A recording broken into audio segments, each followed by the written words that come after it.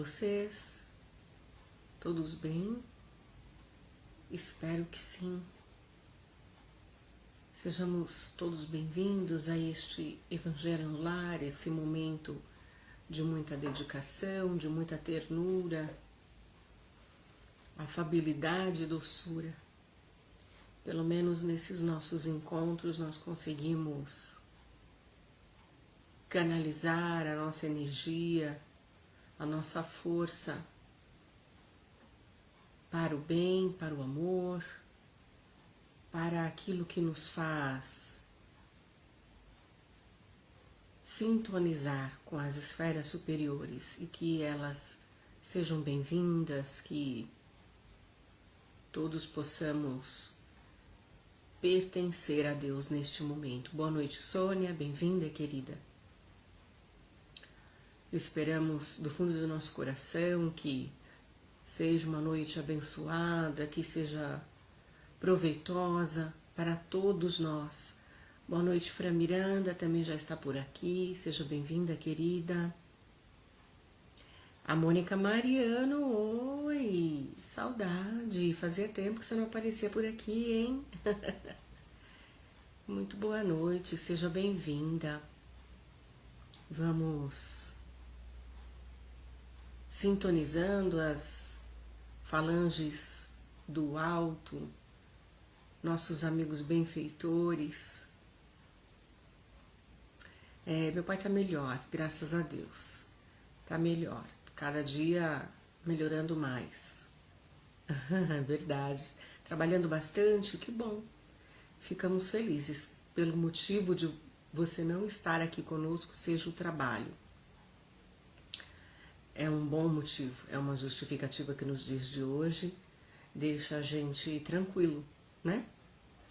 Mas sempre nos encontrando aí em momentos diferentes, né? Para a nossa oração, para a nossa prece. Hoje o nosso Evangelho especialmente será celebrado para os nossos irmãos que desencarnaram entre os dias de ontem e de hoje.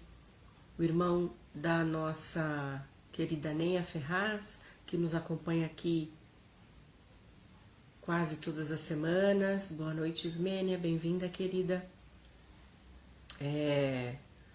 Ele que estava já há algum tempo bem debilitado por conta do câncer avançado, desencarnou na manhã de ontem. Também ontem, na madrugada, faleceu a dona Claudina, a mãe da minha tia Marlene, aqui de São Paulo, e nós queremos envolvê-los em luz, aos encarnados e aos desencarnados. Angelita também já se encontra por aqui, boa noite, meu amor, tudo bem? Vamos então formando esse círculo de amor, de fraternidade, de ajuda, de auxílio a nós e a outros nossos irmãos, para que a gente tenha condições de se deixar envolver por essa espiritualidade, se deixar envolver pelos nossos mentores, guias espirituais, que a gente tenha aí uma noite de bastante aprendizado e comunhão. Eu te convido então a partir desse momento a fechar seus olhos para fazermos a harmonização, a nossa prece inicial, querendo que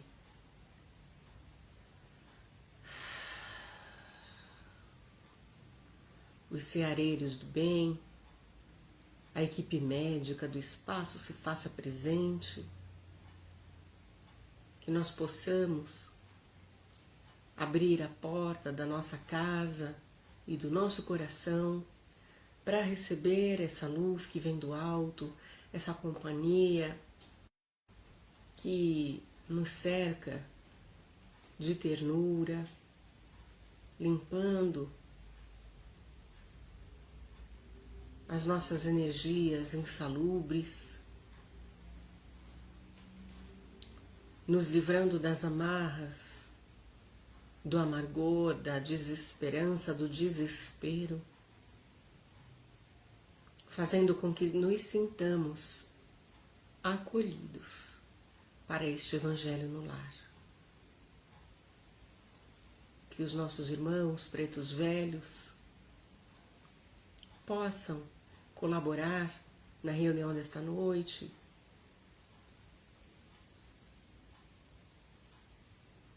na higienização do nosso perispírito, nos livrando das amarras, da violência, do desequilíbrio, permitindo-nos alçar voos maiores, escutando a voz que vem de Deus. Que assim seja, graças a Deus. A Rê Silva está por aqui também, juntamente com a Dona Marcela, que nos acompanham juntas. A Eliane Castro também está por aqui, muito bem-vinda, boa noite. Que bom, estamos todos aqui reunidos em nome do nosso Senhor Jesus Cristo. E vamos então dar início a esse Evangelho, seguindo o nosso livro, nosso novo livro de cabeceira, que chama-se Recados do Meu Coração, de José Carlos de Luca, instruído pelo espírito de Dr. Bezerra de Menezes. Para a lição de hoje, o título é Libertação do Sofrimento.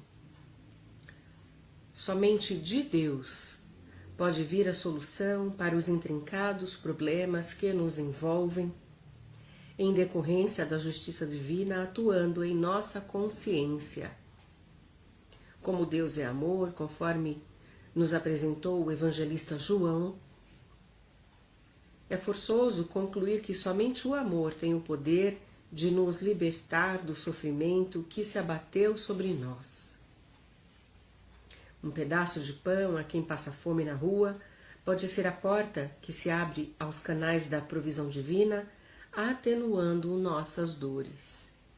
Jamais nos esqueçamos, filhos, das palavras libertadoras do apóstolo Pedro. A caridade cobrirá a multidão de pecados. É o que diz o ensinamento dessa noite. A caridade cobrirá a multidão de pecados. E conforme a gente vem sendo esclarecido, nós percebemos que quanto mais a gente doa, mais a gente recebe. Quanto mais a gente conhece, mais a gente se liberta do sofrimento. No sentido não de que nós não passemos pelas dificuldades, mas no sentido de que a gente acolha esse aprendizado. Eu vou falar pela minha experiência, não é todos os dias que a gente está bem, não é todos os dias que a gente acolhe o sofrimento. Existem sim momentos de desequilíbrio, de desordem psíquica, emocional, espiritual, e a gente acaba enfiando os pés pelas mãos, clamando socorro, quando já não sentimos mais essa capacidade de enxergar determinadas soluções para certas dificuldades com as quais nós lidamos na nossa vida. Mas quando nós queremos muito estar em uníssono com Cristo, quanto mais nós pedimos, mais nós recebemos, quanto mais nós oramos, mais nós somos guiados para a solução das situações mais difíceis da nossa vida. E então o Evangelho vem e diz que quando a gente abriga, acolhe, sacia os nossos irmãos, nós estamos também fazendo por nós, porque quando nós somos tocados pela dor do outro, quando nós enxergamos uma oportunidade de auxílio batendo a nossa porta e nós temos a capacidade de ajudar, porque infelizmente não somos todos que temos essa capacidade, não é? De ver uma pessoa na rua, em situação de rua e e auxiliar com um copo de café, com um arroz com feijão, que seja. Muitas vezes nós temos essa dificuldade, talvez por medo, talvez por ignorância mesmo, de nos atentar às necessidades do outro, principalmente quando nós nos sentimos em dificuldade, quando nós nos sentimos mais necessitados. Mas aí então Jesus coloca à nossa frente a oportunidade de ser útil, coloca à nossa frente uma chance de servirmos na sua seara, de colocarmos em prática o seu evangelho, e então nós experienciamos o amor. O amor que transforma, o amor que equilibra, o amor que traz para a gente uma renovação de sentimentos que faz com que a gente não esqueça necessariamente a nossa dificuldade, mas que a gente tenha a compreensão de que existem outras pessoas em situação de sofrimento.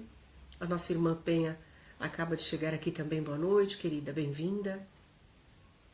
Nós vamos verificar que existe aí a oportunidade da gente se redimir das situações diversas para as quais nós nos enganamos, nos equivocamos, e parece que não, mas às vezes quando a gente pratica uma boa ação, não é que ela paga uma ação desequilibrada que a gente possa ter tido, mas ela faz com que a nossa esperança se renove, ela faz com que o nosso sentimento de amor e de caridade reacenda em nós a chama do Evangelho. E isso é de suma importância, não é? Então nós vamos, através dos nossos pequenos atos, das nossas pequenas atitudes, modificando o nosso modo de sentir, vamos então espaçando o nosso sofrimento, aquele sofrimento que a gente não enxerga, que a gente acaba provocando o sofrimento para aqueles que estão ao nosso redor. E então a gente vai perceber que quanto mais a gente entra nesse ciclo vicioso, se é que se pode chamar assim, de pequenas boas atitudes, a gente vai se cercando de boas vibrações, de bons pensamentos. Quanto mais a gente reza, quanto mais a gente experiencia o Evangelho, menos dor existe no sofrimento. Porque percebam, uma coisa é dor, outra coisa é sofrimento. O sofrimento ele vem como uma experiência que invariavelmente traz pra gente um desafio, traz pra gente um sentimento de prontidão em se resolver, né? A dor, ela paralisa a gente. A dor faz com que a gente não enxergue saída para a nossa dificuldade, para aquele nosso momento. E então nós entramos nessa vibração e entramos nesse sentimento de tristeza, às vezes que perdura, nesse sentimento de perda. Então vejam, eu conversei com a nossa irmã Neia Ferraz ontem. Ela estava velando o corpo do seu irmão em família e ela me disse o seguinte: Mi, ele descansou, estamos todos tranquilos, não tem nenhum desespero aqui. Porque exatamente é o bem sofrer, né, Sônia? É o mal sofrer e o bem sofrer. O que é o bem sofrer? É o entendimento de que as coisas acontecem com um propósito. Que a gente olha para aquela situação e verifica uma oportunidade de aprendizado, de esclarecimento. E foi isso que a Nenha e a família dela fizeram ontem. Um ajudando o outro, um abraçando o outro, tendo o entendimento de que já para o seu irmão, o corpo debilitado do câncer não te servia mais. Então estavam todos relativamente tranquilos, porque ele foi liberto da dor, não é? A gente estava comentando nesse final de semana que às vezes a gente se pega em determinadas situações, assim, vibrando por alguém que está acamado, que está adoecido, que está impossibilitado. Nós vibramos para que Deus traga a cura, mas é a cura de estar perto de nós. Mas a que custo, né? É de evolução, o bem sofrer é um chamamento para a evolução. E o que é o mal sofrer? É quando a dor justamente nos paralisa, como eu falei anteriormente. Nós ficamos eu não sei se é essa palavra, encrustados na dor. E aí então a gente se deixa envolver pelos pensamentos negativos, pelas vibrações sombrias. Então nós vamos dando brecha, abrindo portas para outros visitantes que se assemelham conosco no nosso pensar e no nosso sentir.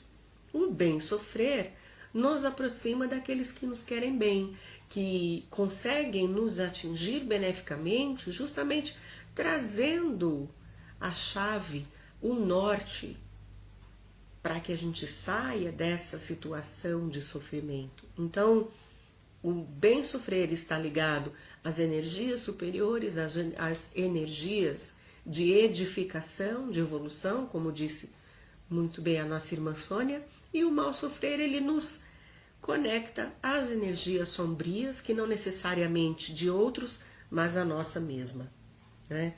No grupo de estudos da segunda-feira nós falávamos sobre amor próprio. E aí a nossa irmã Beth, a Beth Soma, ela falou o seguinte: nós precisamos conhecer o nosso lado sombra e acolhê-lo,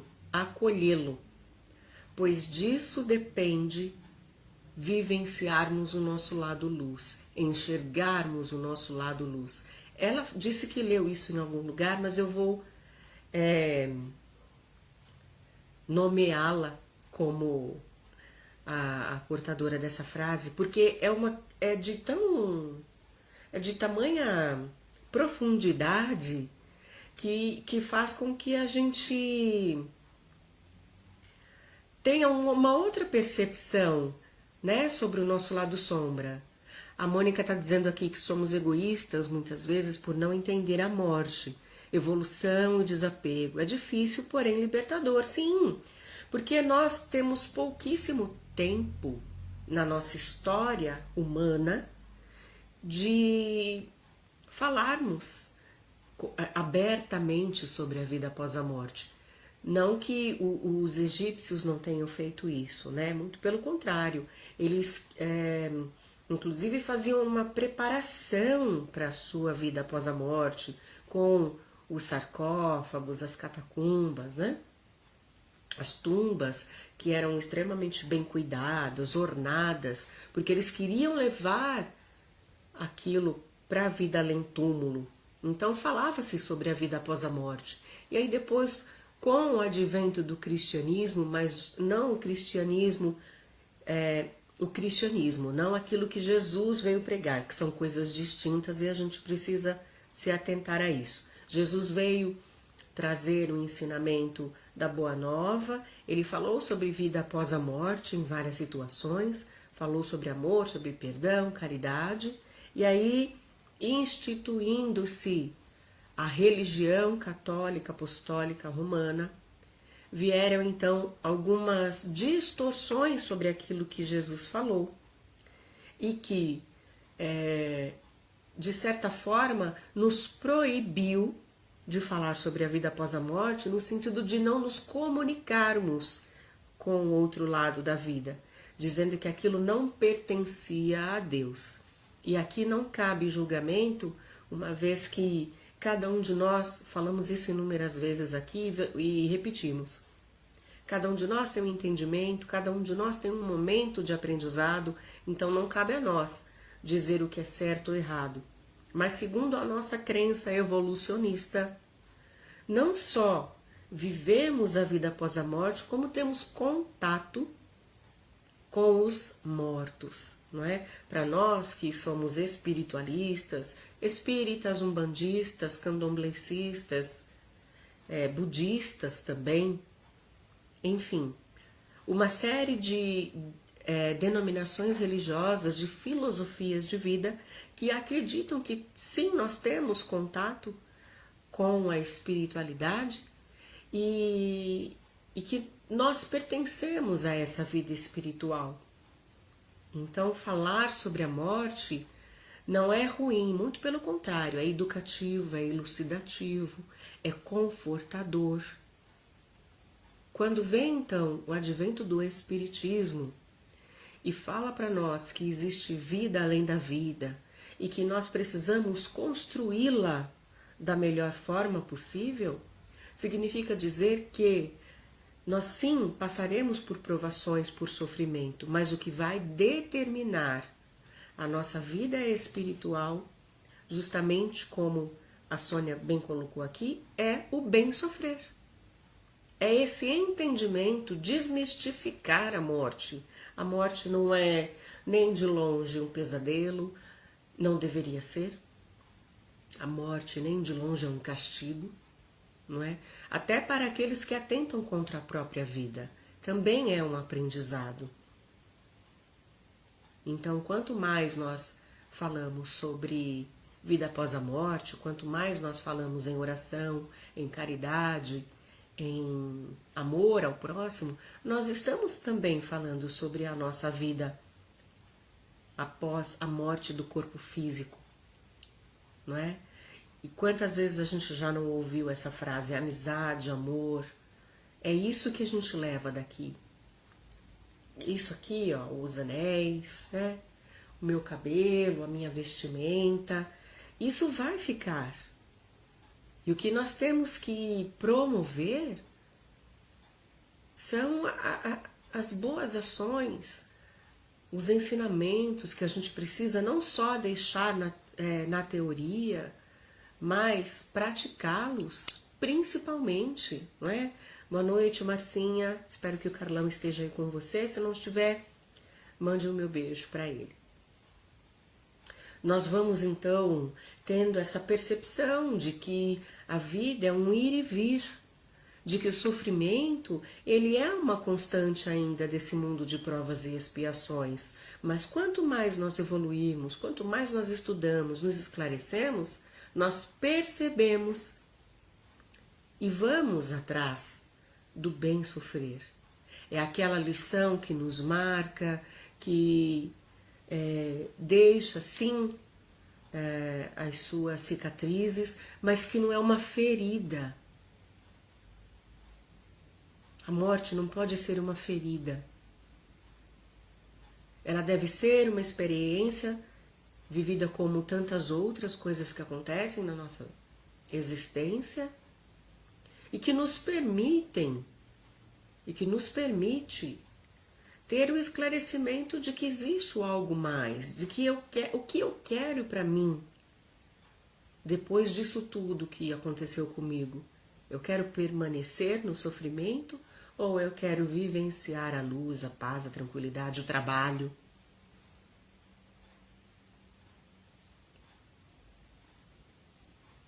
Então, como diz aqui o Dr. Bezerra de Menezes, é forçoso concluir que somente o amor tem o poder de nos libertar do sofrimento que se abateu sobre nós. Como diz Renato Russo, é só o amor. É só o amor que conhece o que é verdade, não sente inveja ou se envaidece, que são coisas próprias da nossa natureza ainda desequilibrada, desconhecedora das leis do amor e da caridade. O egoísmo, a maior chaga ainda da humanidade, é por causa do egoísmo que nós sofremos, é por causa do egoísmo, da falta de amor que nós trapaceamos, que nós ludibriamos, que nós nos desentendemos com as pessoas. O egoísmo, ele é o pai, é a chave do nosso fracasso. O egoísmo é a chave do nosso fracasso. O amor é a chave do nosso sucesso. Para esta vida e para a vida além vida. Então que a gente tenha essa percepção, que a gente tenha essa capacidade de discernir quando estamos bem sofrendo, quando estamos mal sofrendo. E aí então a gente vai caminhando nessa jornada de autoconhecimento, porque não dá pra gente saber se a gente sofre bem ou sofre mal se a gente não se conhece. Em que estágio está o nosso sofrimento? Em que lugar está o nosso sofrimento? Onde nós colocamos a dor? Onde nós colocamos o amor? Em que momento da nossa vida nós praticamos a caridade? Com quem nós praticamos a caridade? É com todo mundo? É com os de fora? É com os de dentro? A minha vida inteira eu ouvi sobre isso. A caridade começa com os de casa, né? Que é, gente, a nossa parte mais difícil, mais dolorida. Porque como é que pode alguém que a gente ama tanto, ou alguém que diz que nos ama tanto, nos fazer sofrer? Não parece uma coisa insana? Como que eu posso sofrer tanto com alguém que eu amo? Como é que pode alguém que diz que me ama tanto, que diz que quer cuidar de mim, me fazer sofrer?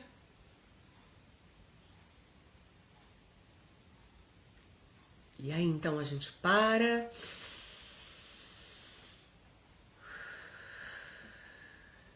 respira, reflete, né? Dá para fazer isso o tempo todo? Eu não consigo ainda. Não consigo. É o famoso sangue de barata. Eu não tenho. Até porque nem de barata eu gosto. Quem me conhece sabe. Querida Alice, você está aqui. Boa noite. Seja bem-vinda ao nosso Evangelho, meu bem. Estamos falando aqui sobre o bem sofrer e o mal sofrer. Oh! É muito bom a gente estar no centro e a gente reza e a gente está junto e todo mundo, como diz o próprio De Luca, né, nas suas exposições, todo mundo muda até a voz quando está dentro do centro espírita. Mas quando está em casa, quando está no trabalho com aquele companheiro, com aquele chefe, com aquele departamento sobrecarregado de tarefas, normalmente a gente vira o bicho. E nem sempre o bicho é o passarinho verde. Normalmente o bicho é o lobo, é o urso feroz, né? É a raposa ardilosa. Então a gente vai experienciando as coisas, esmiuçando o Evangelho, tentando ao máximo praticar aquilo que a gente estuda, que a gente determinou para a vida da gente que é o ideal, que é o adequado, e a gente vai então passando pelas situações e tendo esse discernimento, essa certeza de que a morte do corpo está aí para provar de que nós somos perecíveis, o nosso corpo, mas a nossa mente, a nossa alma, o que a gente sente, ele é eterno. E é por conta disso que a gente faz questão de frisar que fora da caridade não há salvação, fora do amor não há salvação. Embora seja difícil, embora seja às vezes complicado, sofrido, essa é a palavra, a gente precisa sim colocar em prática o amor. Ali está dizendo, aí o bicho pega, né? Pega, com o departamento pegando fogo, ou com o familiar que está dando trabalho pra gente no sentido de... Não, olha só, né? Não é o familiar que dá trabalho pra gente.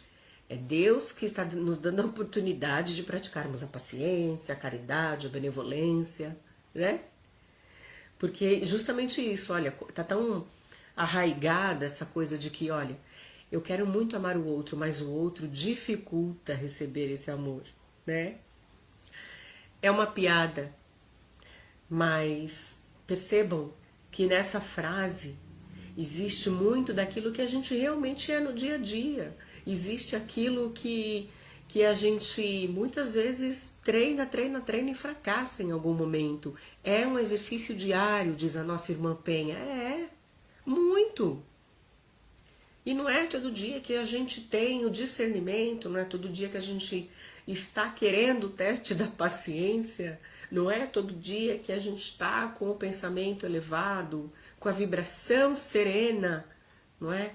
Hoje mesmo passamos uma dificuldade, eu passei uma dificuldade espiritual e eu pedi socorro, ó, WhatsApp espiritual, liguei pro meu grupo de oração, falei, gente, tô precisando de um help que o bicho tá pegando aqui pra mim, não tô legal, desequilibrei, escorreguei na banana e fui para lá embaixo.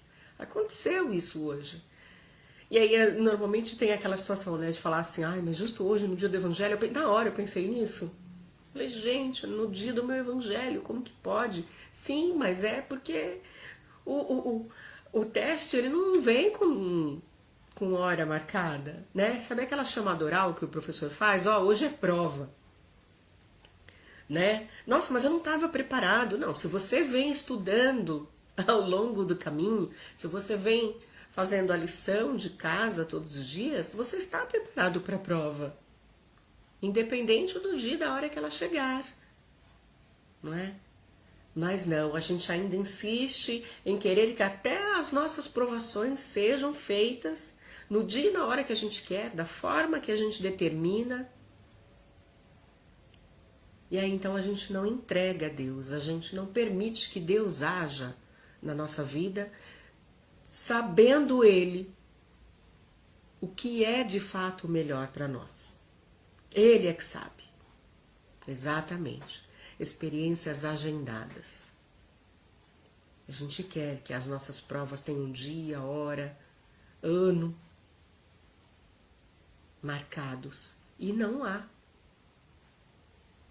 Todos os dias nós temos a oportunidade de aprender, então todos os dias nós temos a oportunidade de experienciar as dificuldades, as problemáticas, para que a gente esteja o tempo todo apto a resolver. Nosso tempo não é o mesmo tempo de Deus. Muito bem colocado, Mônica. Não é. Em inúmeros livros dentro da literatura espírita, espiritualista, é falado isso. O tempo na Terra é um, o tempo na espiritualidade é o outro, de Deus então nem se fala. O relógio dele, gente, sabe? Não sei se todos vocês gostam da saga Harry Potter. Sim, eu gosto muito. E aí tem uma cena que o Harry Potter vai na casa de um amigo dele, que ele descobre esse bruxo, e aí ele conhece lá a casa do amigo que já nasceu bruxo, e aí tem um relógio lá na casa dele, só que assim, os ponteiros, eles não têm números, eles têm situações. Gente, eu vou tentar pegar essa cena para mostrar para vocês. Aí assim, o relógio tá num determinado horário, aí fala, dentista dos meninos, dentista não, sei lá, escola dos meninos, é hora de pegar, de tirar o pão do forno, sabe assim? Não é marcado, é um tempo muito diferente. É isso que eu queria colocar para vocês, não sei se vocês entenderam a ideia do relógio, mas assim, ele não coloca o tempo dividido em 12 ou 24 horas, ele coloca o tempo marcado por acontecimentos.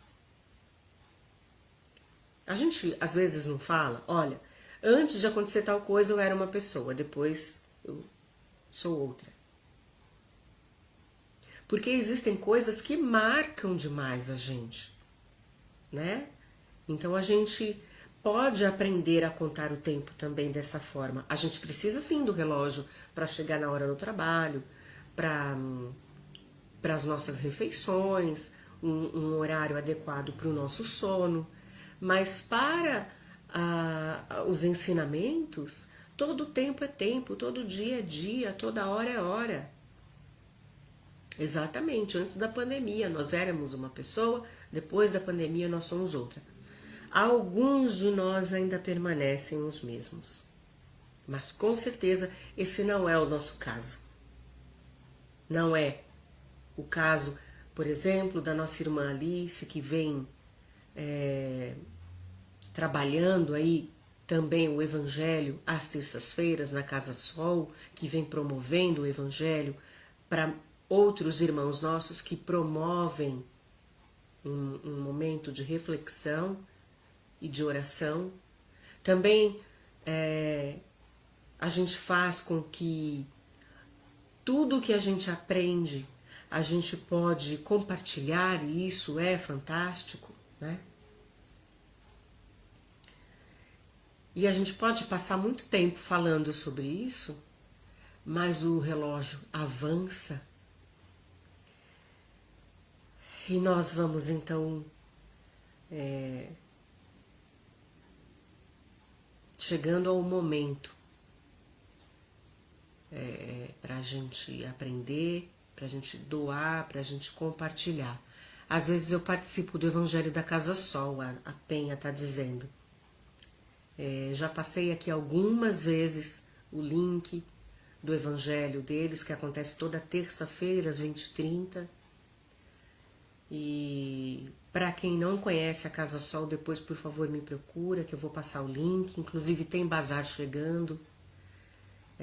É um evento que a gente procura contribuir, porque nós sabemos que, independente de estar lá presencialmente na casa ou não, a conta de água e luz vence, o aluguel também, e a gente precisa, de alguma forma, ajudar quem nos ajuda, não é? Então, depois eu vou compartilhar com vocês aí a notícia do bazar. E a gente vai então aquietando, se voltando para si, fechando os nossos olhos.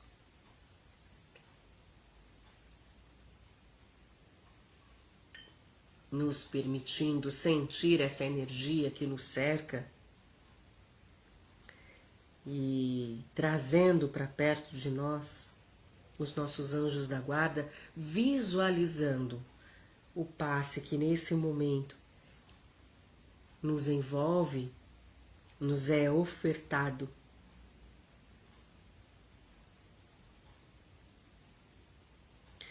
E pedimos então ao nosso Pai Maior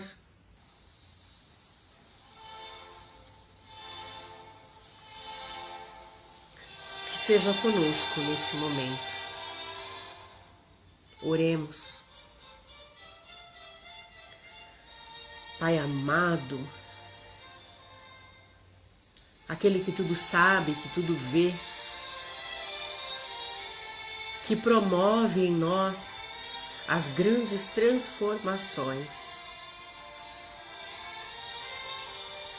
Ajuda-nos. Ilumina o nosso caminho a fim de que identifiquemos as oportunidades de aprendizado, de crescimento, de evolução moral e espiritual.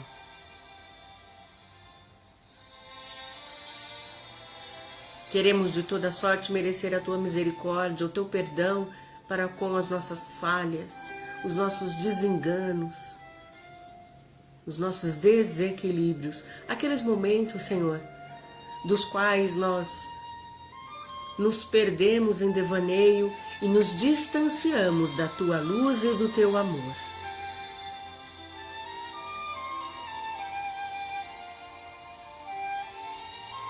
Capacita-nos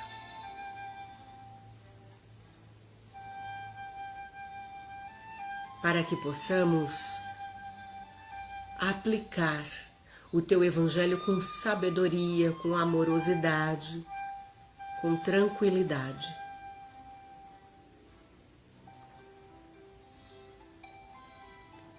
Nos perdoe, porque ainda falhamos, porque ainda nos esquecemos da oração nos momentos mais pontuais, mais marcantes. quer seja no momento de desencarne de um ente querido, quer seja quando estamos à frente de alguém que nos força a sermos caridosos,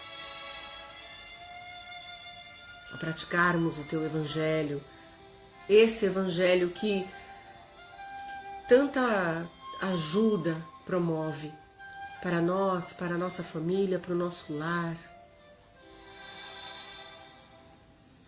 Ai, Senhor, ainda temos tanto para aprender, mas com a Tua graça, tudo o que nós aprendemos até hoje nos trouxe até esse momento de união, de pensamentos, esse momento em que nós ofertamos as nossas melhores vibrações, os nossos melhores sentimentos para todos aqueles que necessitam dos teus cuidados tanto quanto nós. Por favor, acolha, receba de braços abertos aqueles que se foram antes de nós,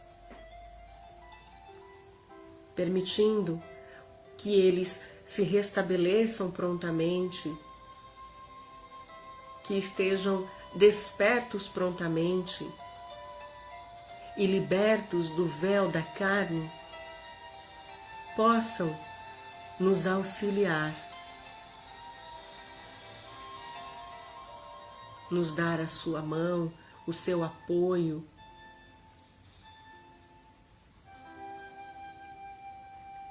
Vamos mentalizar alguém da nossa família que já se foi, com quem nós tínhamos mais proximidade, e vamos pedir encarecidamente orientação.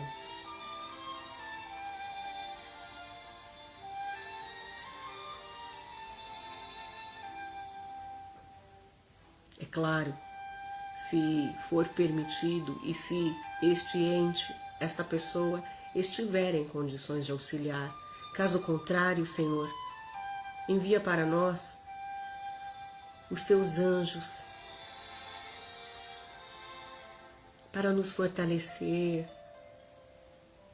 para nos chamar a atenção naquilo de que ainda devemos melhorar, situações, comportamentos dos quais nós precisamos identificar e transformar em bem sofrer.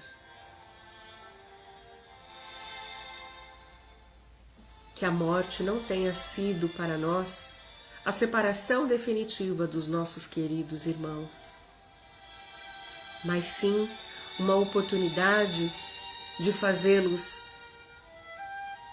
enxergar essa luz que vem de Ti, esse amor que nos assola e que nem sempre nós nos apercebemos.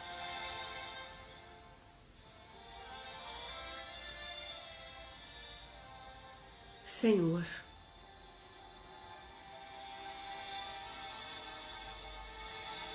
protege os nossos familiares, o nosso lar.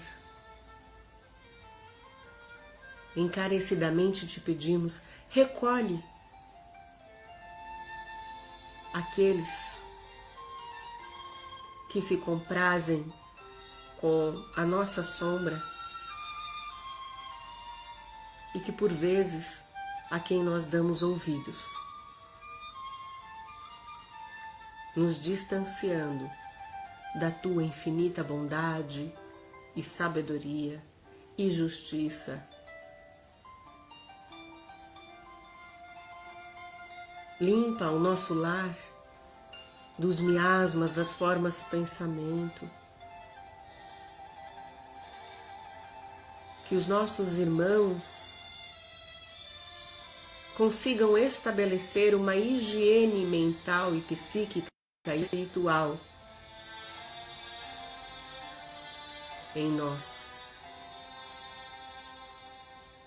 para que cada vez mais nos desvencilhemos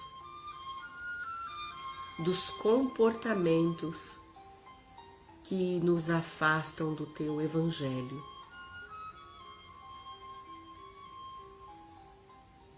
Nós rogamos amparo e paciência para conosco. Reconhecemos falhos ainda, mas não hemos de desistir. Nós não vamos deixar de acreditar que o amor cura tudo, que o amor lava uma multidão de pecados.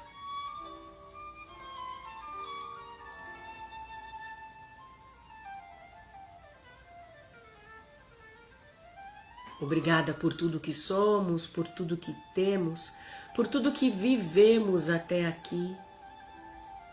E mais graças ainda nós damos por tudo que nós ainda vamos viver, encarnados ou desencarnados.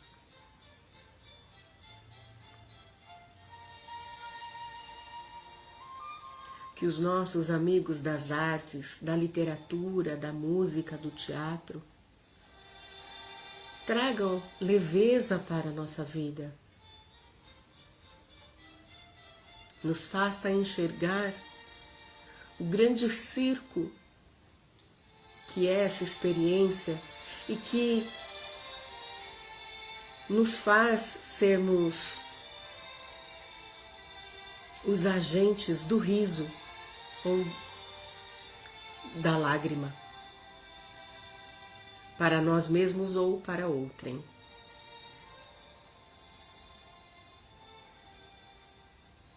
Nós queremos muito que no palco dessa vida, onde somos os protagonistas, queremos brilhar, brilhar com a tua luz, brilhar com o teu amor, sob a tua proteção e a tua orientação.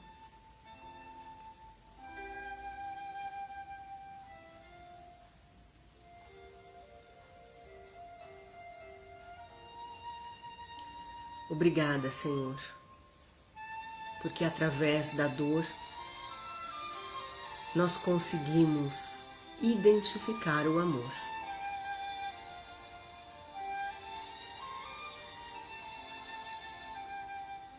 Que assim seja, graças ao Pai.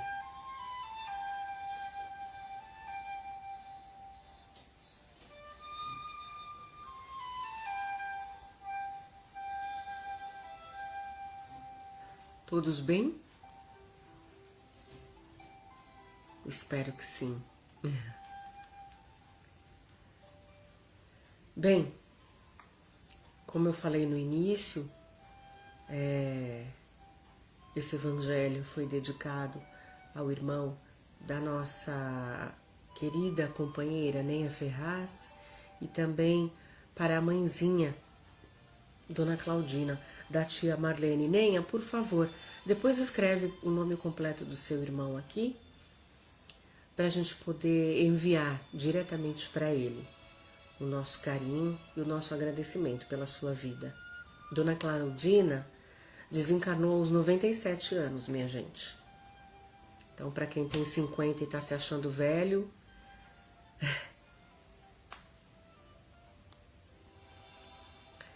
vai aí um recado.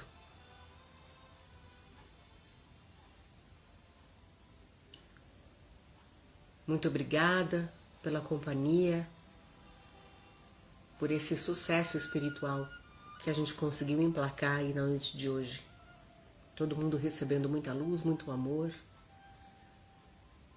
e muito perdão, particularmente para mim. Como eu disse, né, no dia de hoje eu me desequilibrei, então agora rola uma retrospectiva, mas a gente não pode viver no passado. A gente tem que aprender com ele e fazer melhores escolhas no futuro. Que nós possamos fazer as melhores escolhas para a nossa vida. Do meu coração acarinhado, para o seu Namastê.